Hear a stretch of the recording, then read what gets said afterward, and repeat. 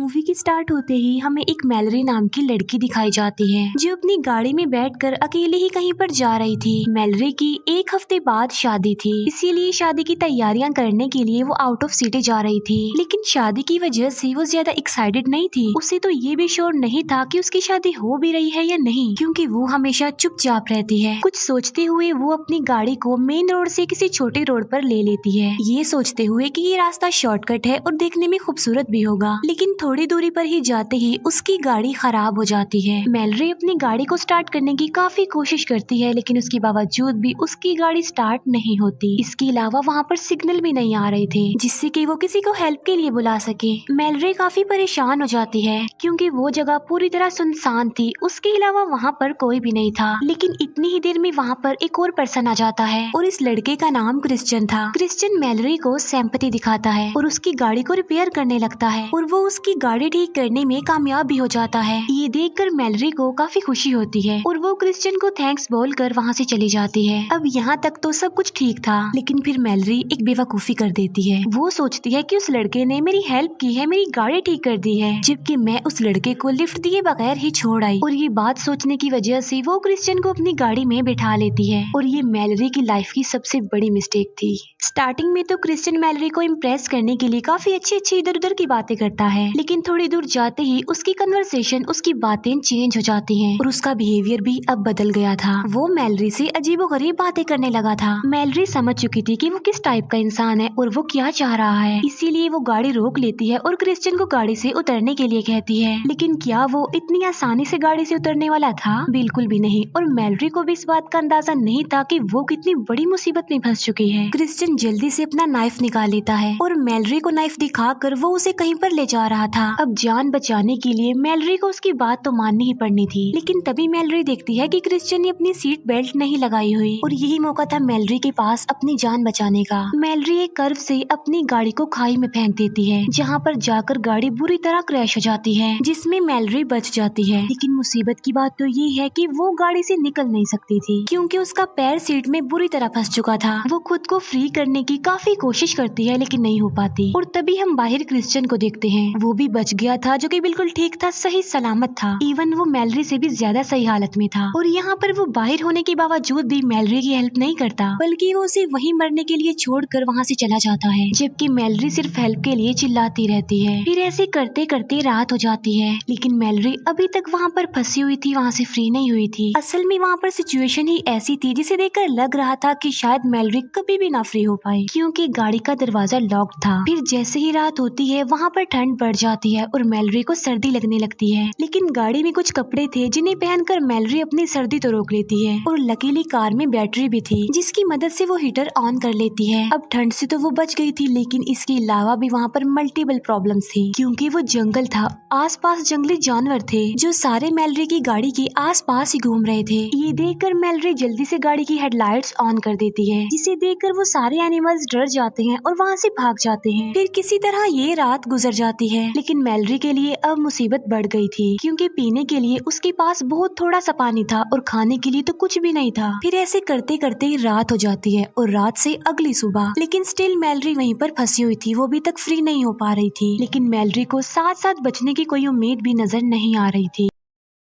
उसके हालात पहले ही काफी खराब थे कि तभी उसे परेशान करने के लिए वहाँ पर क्रिश्चियन आ जाता है, जो कि अच्छी हालत में था, खुश था। वो मैलरी को बताता है कि यहाँ से कुछ दूरी के फासले पर मुझे एक कैबिन मिला है जो कि फिलहाल खाली है, लेकिन वहाँ पर एक फैमिली रहती है जो घर पर नहीं है बल्कि कहीं पर गए हुए हैं। क्रिश्चियन अपने साथ वहाँ पर खाना भी लाया होता है और वो खाना वो मैलरी के लिए नहीं लाया था, बल्कि वो खाना वो उसके सामने बैठकर खाने के लिए, उसे चिढ़ाने के लिए लाया था। वो देखता है कि मैलरी की कंडीशन तकरीबन मरने के करीब है, इसीलिए वो वहाँ से चला जाता है। और ऐसा करते करते रात हो जाती है। मैलरी को अपनी गाड़ी में से एक लाइटर मिलता है और तब रात गुजारने के लिए वो उस लाइटर से आग जला लेती है। फिर हम देखते हैं कि कितनी मुश्किल से काफी देर बाद कहीं जाकर मैलरी को नींद आती है, लेकिन थोड़ी देर सोने के बाद ही उसे जागना पड़ जाता है, क्योंकि उसकी बॉडी पर चूहे चल रहे थे। अब मैलरी तो पहले ही हालात की वजह से इतनी तंग आ चुकी थी, इसीलिए गुस्से में आकर वो एक चूहे को मार डालती है। और हैरान कर देने वाली बात तो ये है कि चूहे को मार आकर उसका एक फायदा हो गया था, क्योंकि उसे उसका खाना मिल गया था और वो यहाँ पर चूहे को खा लेती है। नेक्स्ट मॉर्निंग फोन की रिंग बजने की वजह से मैलरी की आंख खुल जाती है। ढूंढने पर मैलरी को फोन मिल जाता है और यहाँ पर उसे उम्मीद की कोई किरण नजर आती है, लेकिन उसकी उम्मीदों पर पानी फेरने के लिए वहाँ पर फिर से क्रिश्चियन आ जाता है। मैलरी को जब रियलाइज होता है कि वहाँ पर क्रिश्चियन आ गया है तो वो अपने फोन को छुपा लेती है। क्रिश्चियन बताता है कि कैबिन में रहने वाले लोग अपने घर में वापस आ गए थे, लेकिन मैंने उन्हें कैद कर दिया है उन्हीं के घर पर। वो मैलरी को कहता है कि तुम्हें मुझसे डरने की कोई जरूरत नहीं है, मैं तो आज तुम्हारी हेल्प के लिए आया हूँ। फिर वो प्रूव करता है कि वो किस तरह से मैलरी की हेल्प करने आया है। सबसे पहले वो मैलरी से उसका मोबाइल स्नैच करता है, क्योंकि उसने मैलरी को देख लिया था फोन छुपाते हुए। और फिर वो मैलरी को एक 100 देता है और बताता है कि यही तुम्हारी हेल्प है, मैं तुम्हारी हेल्प करने के लिए ये लेकर आया हूँ। जिस पर मैलरी कहती है कि ये 100 दरवाजे को नहीं काट सकती, जिस पर क्रिश्चियन कहता है कि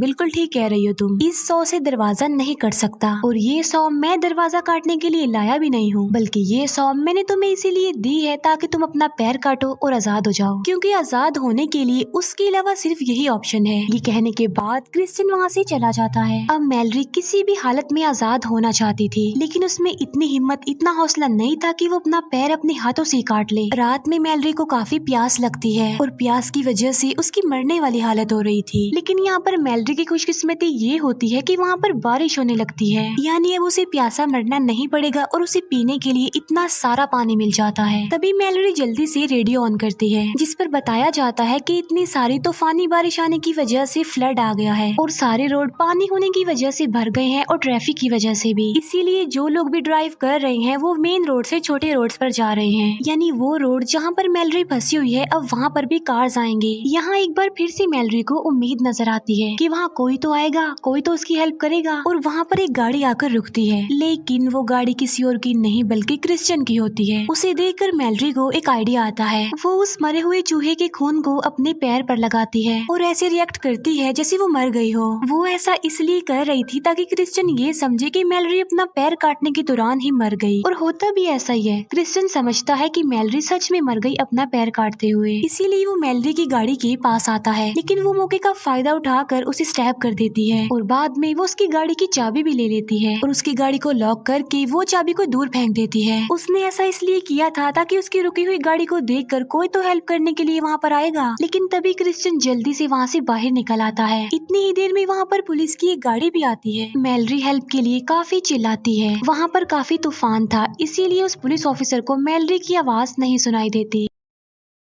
क्रिश्चियन उस पुलिस ऑफिसर की हेल्प मांगकर उसे लिफ्ट लेकर वहाँ से चला जाता है और बेबस मैलरी एक बार फिर से चिल्लाती रहती है। वो सोचती है कि अगर वो ऐसे ही वहाँ पर पड़ी रही तो मर जाएगी, इसीलिए अब आजाद होने के लिए उसे कुछ करना है, उसे हिम्मत करनी होगी। और काफी सोचने के बाद वो अपना पैर काटने का फैसला करती है। लेकिन मैलरी की किस्मत अच्छी थी, क्योंकि पानी होने की वजह से उसकी गाड़ी बहने लगती है, जिससे गाड़ी का दरवाजा खुल जाता है और अब मैलरी फ्री हो जाती है बगैर पैर काटे। फिर वो वहाँ से निकलने का रास्ता ढूंढ रही होती है, लेकिन तभी उसे वहाँ पर एक कैबिन नजर आता है जिसके अंदर से किसी के चीखने चिल्लाने की आवाजें सुनाई देती हैं। और ये वही कैबिन था जिसके बारे में क्रिश्चियन बता रहा था और यहाँ पर डेफिनेटली क्रिश्चियन है। अब मैलरी का रास्ता बिल्कुल साफ था, वो जान बचाकर वहाँ से भाग सकती थी, लेकिन वो ऐसा नहीं करती, बल्कि वो कैबिन की तरफ बढ़ती है और उसे पता चलता है कि यहाँ पर बहुत सारे ट्रैप्स लगाए गए हैं। वो देखती है कि कैबिन के मालिक को क्रिश्चियन ने मार दिया है। इसके अलावा जिस पुलिस ऑफिसर की लिफ्ट लेकर क्रिश्चियन वहाँ पर आया था उसको भी मार दिया था उसने, और अब उसने कैबिन की रहने वाली एक लड़की को पकड़ा हुआ है और उसे बांधा हुआ है। तब मैलरी चुपके से उसे फ्री कर रही होती है, लेकिन तभी वहाँ पर क्रिश्चियन आ जाता है। लेकिन यहाँ पर मैलरी ने एक समझदारी की थी, उसने पहले ही उस पुलिस ऑफिसर की गन उठा ली थी। यहाँ पर उन दोनों यानी मैलरी और क्रिश्चियन के बीच काफी फाइट होती है और इस बीच मौके का फायदा उठाकर मैलरी क्रिश्चियन को गिराने में कामयाब हो जाती है और क्रिश्चियन जाकर सीधा एक ट्रैप पर गिरता है, जिससे उसका पैर एक ट्रैप में फंस जाता है। और तो और वो इंजर्ड भी है और उसकी हालत खराब भी है। और यहाँ पर मैलरी क्रिश्चियन की हेल्प करती है, सेम वैसे ही जैसे क्रिश्चियन ने उसकी की थी। वो क्रिश्चियन को एक नाइफ देती है और उसे कहती है कि बचने का सिर्फ यही रास्ता है, नाइफ से अपना पैर काटो और आजाद हो जाओ। लेकिन नाइफ से पैर काटना काफी तकलीफ दे था, काफी मुश्किल था। और ये कहने के बाद मैलरी उसे मरने के लिए उस लड़की को अपने साथ लेकर वहाँ से चली जाती है। फिर हम क्रिश्चियन को देखते हैं जो कि अपनी आखिरी सांसें गिन रहा था, वो मरने वाला था। और फिर देखते ही देखते क्रिश्चियन मर जाता है, यानी इसका मतलब ये है कि मैलरी ने अपना रेवेंज ले लिया था। इसके अलावा इस स्टोरी का मोरल ये भी है कि अगर तुम किसी के साथ बुरा करोगे तो तुम भी कभी न कभी किसी ट्रैप में फंस सकते हो। और इसी के साथ इस मूवी का यहीं पर दी एंड हो जाता है। Thank you for watching.